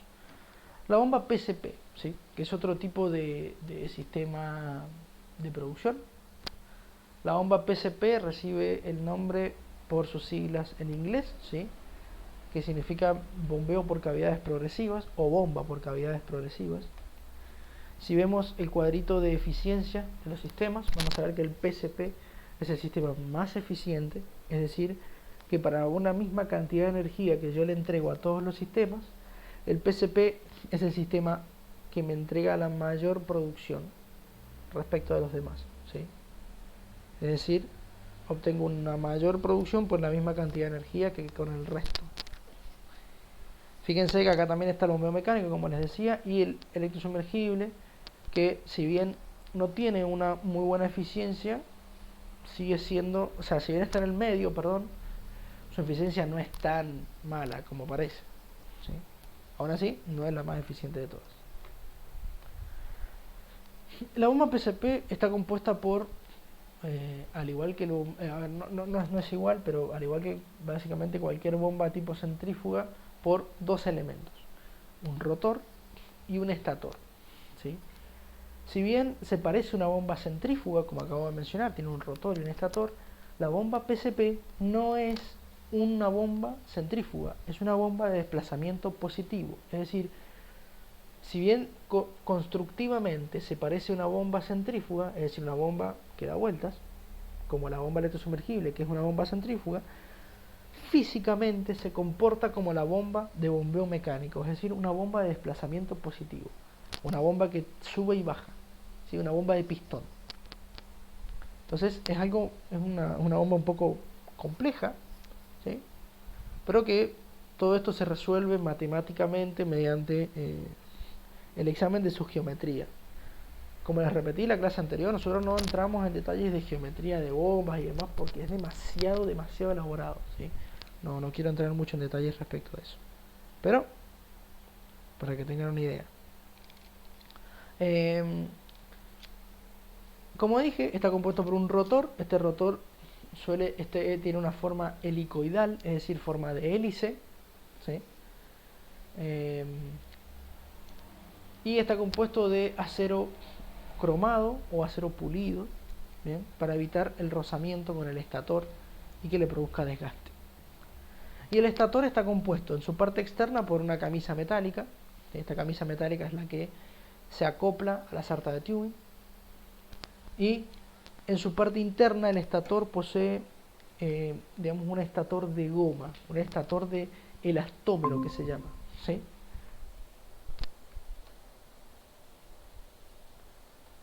El elastómero es, ya lo vamos a ver más adelante también, pero es un elemento tipo caucho, tipo goma, que me ayuda, ¿sí? A la hora de la producción en las bombas PCP, ¿sí?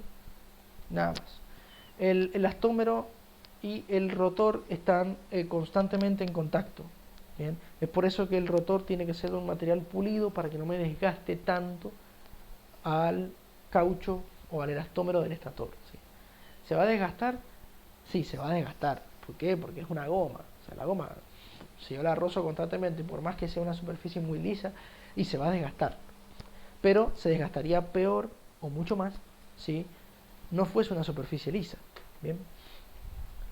Al igual que todos los sistemas que hemos estado viendo, el sistema de PCP está compuesto por una instalación de superficie y una instalación de fondo. Bien. La instalación de superficie tiene una serie de motores, un motor en realidad, con un reductor de velocidad, ¿sí? Que se conecta directamente al vástago pulido, ¿sí? Ahora no necesito tener una viga bien a manivela y demás porque no tengo que convertir movimientos, solamente tengo que transmitir el movimiento de rotación del motor para que me rote la bomba y nada más. O sea, me rota el rotor, por supuesto. ¿sí? Aparte de esto, obviamente necesito una instalación eléctrica si el motor es eléctrico. Si el motor es a combustión, necesito un tanque con combustible. Y ya en la parte interna voy a tener un vástago pulido, la sarta de varillas, y eso se conecta con la bomba, con el rotor de la bomba. Fíjense que si bien la bomba electrosumergible es rotativa, no funciona con varillas, porque tiene su motor en el fondo. En cambio este, como tiene el motor en la superficie, para poder transmitir el movimiento y la potencia del motor, necesito caños, es decir, varillas de bombeo, ¿sí?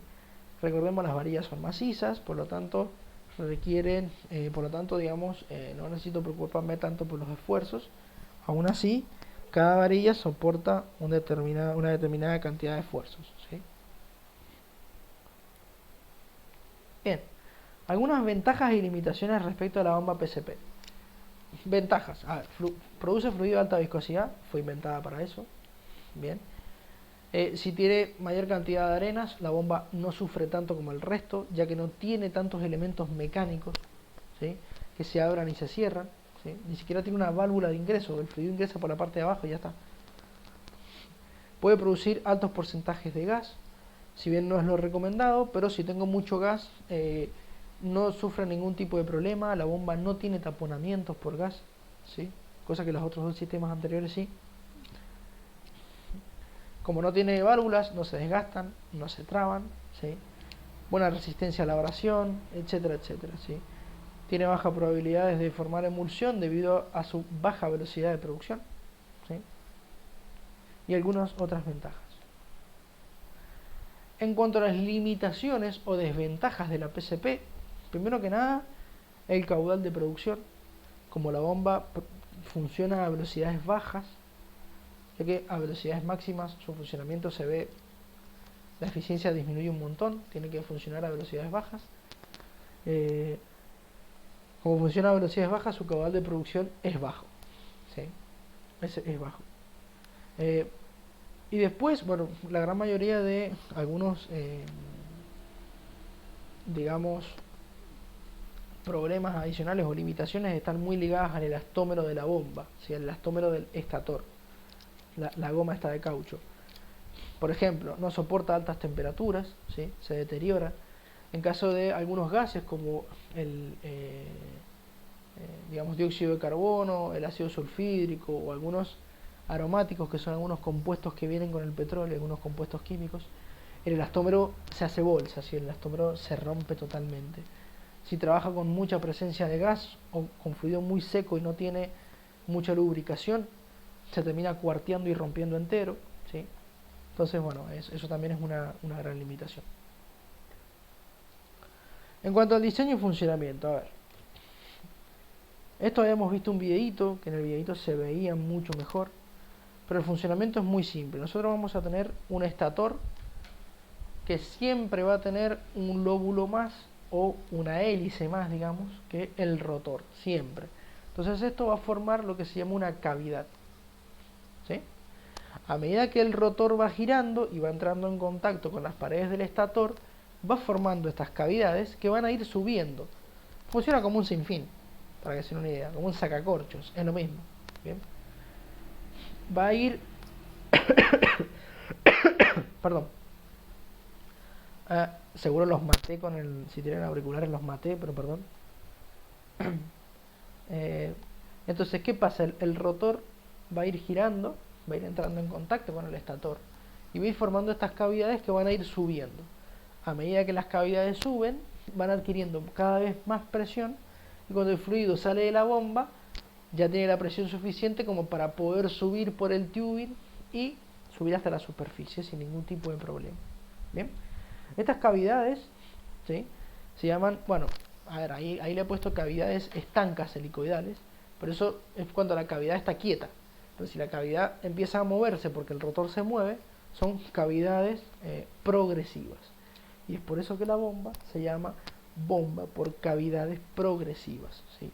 Este sinfín del rotor, que entra en contacto con el estator, va formando estas cavidades que suben hacia la superficie, no suben hasta la superficie, perdón, suben hasta lo que se llama digamos, hasta la parte superior de la bomba, ¿sí? Y de allí en adelante el fluido avanza solo, ¿sí? Bueno, ahí está el videito. Y después la geometría de la bomba. Habíamos hablado un poco de la geometría de la bomba. La geometría de la bomba está definida por varios elementos. En primer lugar, el número de lóbulos, que es esto, ¿sí? Cuando yo hablo de lóbulos, hablo básicamente de las hélices que tiene el sistema. Si el estator tiene 3 lóbulos, el rotor va a tener 2. Siempre el rotor tiene un lóbulo menos o una hélice menos que el estator. ¿Por qué? Porque si no tuviese una hélice menos, no se formarían los espacios vacíos para las cavidades. Si tuviese la misma cantidad de lóbulos o de hélices, es como si yo le pusiera a la cabeza del tornillo el destornillador que realmente le sienta, ¿se entiende? Supongamos, tengo un tornillo Phillips y yo le pongo un destornillador Phillips. No queda espacio vacío en esa unión, ¿sí? Entonces no estoy haciendo una bomba, estoy haciendo un destornillador gigante, ¿se entiende? No tiene sentido. Acoplan de forma perfecta. La idea es que no acoplen de forma perfecta, la idea es que siempre quede un espacio vacío. Ese espacio vacío es lo que se conoce como cavidad. ¿Bien? Tiene que existir sí o sí. Bien. Otro elemento que me define la geometría es la excentricidad. La excentricidad es básicamente la distancia que va a existir entre el eje o el centro del rotor y el centro del estator. Como tienen hélices distintas, fijémonos, el eje del rotor y el eje del estator presentan una distancia. Esa distancia es la excentricidad. La excentricidad siempre existe, ¿sí? Es la que a mí me va a permitir que se formen las cavidades. Si yo no tengo excentricidad, quiere decir que los dos ejes del rotor y del estator combinan, están unidos, pasan por el mismo lado, y al pasar por el mismo lado quiere decir que tengo la misma cantidad de lóbulos o de hélices, lo que me genera ausencia de, digamos, cavidades. Esas cavidades, si no existen, la bomba no produce. ¿Bien? Después, el tema del desplazamiento, o del paso en realidad, ¿sí? El paso del rotor y el paso del estator. Fijémonos que el paso del rotor es entre cada una de las hélices, mientras que el estator es cada 2 hélices. Entonces se debe a que el estator siempre tiene una hélice más, ¿sí? Y ya por último, más o menos explicar para qué sirve cada cosa. El número de lóbulos me va a definir el tipo de geometría, ¿sí? Mientras mayor lóbulos tengo, mayor capacidad de elevación tengo. Es decir, con mayor cantidad de lóbulos, para una misma, supongamos que tengo una bomba de 1 metro, una bomba de 2 lóbulos, ¿sí?, va a producir a menor presión que una bomba de 3 lóbulos. ¿Por qué? Porque las bombas, mientras más lóbulos tengan, ¿sí?, mientras más hélices tenga el rotor, mayor presión de producción tengo, ¿sí? El diámetro del rotor me va a determinar básicamente el volumen de producción. Mientras mayor sea el diámetro, mayor voy a producir. La excentricidad es algo sumamente importante. Si no existe, yo no tengo cavidades, así que sí o sí tiene que existir. Y ya por último, el paso del estator, que me define básicamente el desplazamiento de los volúmenes de fluido por cavidades. Eso quiere decir que está ligado al caudal. Mientras más larga sea la bomba, mayor caudal de producción voy a tener, ¿sí? Y bien, algunos elementos importantes que habíamos mencionado. Primero que nada, el elastómero. El elastómero era esta goma que estaba en la parte interna del estator, recordemos. Es un elemento bastante delicado, así que es importante que a la hora de seleccionarlo tenga en cuenta la resistencia a la fatiga, es decir, la fatiga que va a sufrir, la elasticidad que necesito y la resiliencia del material. La resiliencia es, digamos, la capacidad que tiene este elemento de volver a su forma original en el mayor tiempo posible, por supuesto. Así que mientras mayor resiliencia tenga, mejor, porque es importante que vuelva siempre a su forma original para de esa manera lograr formar las cavidades, digamos, las cavidades progresivas, pero que se mantengan aisladas una de la otra, ¿sí? Sí o sí tienen que estar aisladas una de la otra. Caso contrario, tendría grandes dificultades porque se me comunicarían las presiones y demás. Después, bueno, necesita tener una permeabilidad para evitar la descompresión explosiva, eso lo habíamos explicado la semana pasada también, el tema de que si yo le quito presión de golpe o si está en presencia de gas y no tengo lubricación, la goma puede explotar, ¿sí?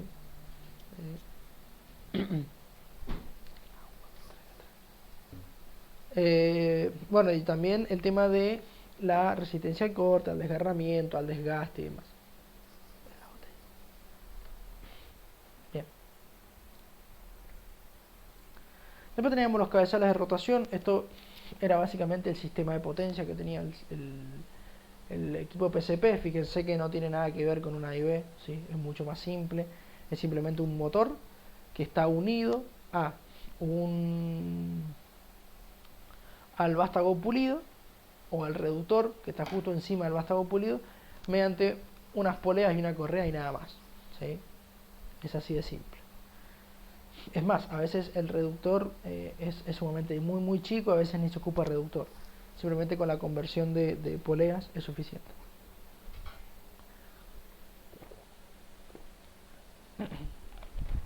Bien, teníamos tres tipos de cabezales: el directo, que tiene la particularidad de que su eje es paralelo al eje de la bomba, o sea, el motor. Luego teníamos el cabezal angular, en donde el eje del motor es perpendicular al eje de lo que sería el vástago pulido, o el eje de la bomba, de modo que necesita un reductor que presente engranajes angulares, que se llaman, ¿sí? Son estos engranajes que me permiten convertir movimientos en 90 grados. Y ya por último, el motor reductor, que es una maravilla, que es directamente un motor que se coloca encima del vástago pulido y ya no necesito colocarle poleas ni demás, ya que trae un pequeño reductor incluido en el motor. Mucho más simple, ¿sí? Bien. En cuanto al sistema de frenado, ¿sí? El sistema de frenado es, como habíamos mencionado, es un sistema de frenos, por lo general frenos a disco, ¿sí? Que tienen la capacidad de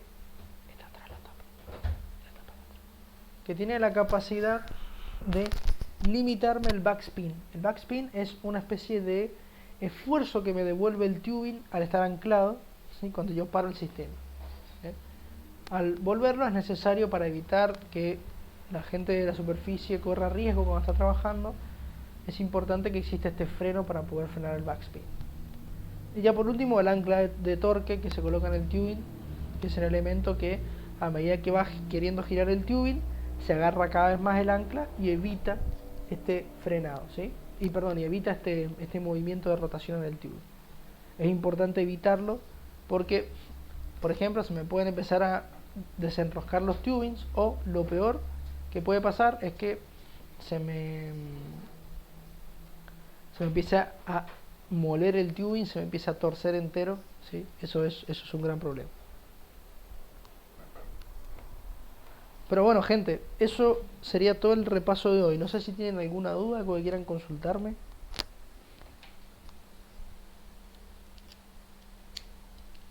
Todo bien, profe, todo claro. Buenísimo. Bueno, en cuanto a la autoevaluación, todavía no está subida, así que no tienen que hacerse problema de nada. No tienen que hacer más cuestionarios ni nada por ahora.